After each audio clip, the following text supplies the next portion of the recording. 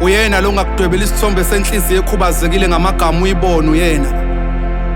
Uyena lo ngabhala inkondlo engakuvusela uthando selifile uyena umqalo wenyathuko yabalobosiba, uyena umagadla kuzwakala usiba samagama nohlonzo uyena lo ngakhayela inkondlo phezu komsindo wenkositini, unjomane lovunywa izigebengu esitokisini uyena. Hey musana ukuphika uyena lo wabhala inkondlo yabo kufika. Mbhekeni kahle ubonakala ngosiba legwalagwala, uyena umbhalo oqala wakwazi ukukhothamisa imvelo namadwala uyena.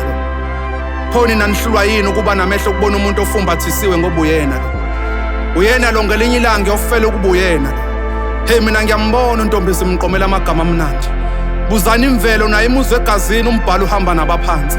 Shuthi maniphika ngeniphinde nimbone umasola ngokweqezulwini uyena lo wabhala inkondlo ngolanga Scott eliphuma liyabahangula, waphinde wabhala ngonkasi umavumbuko njengekhoyo kwajabula abafazi bakanjobokazi uyena lo wazala ugona indoda inkaba yakhe yagqitshwa kamashu anisamuzwa nangephimbo ezinkondlweni uma afika kukhanya mzungezeni imbono ubuyelwe ngomlilo unamehla abona ngawo.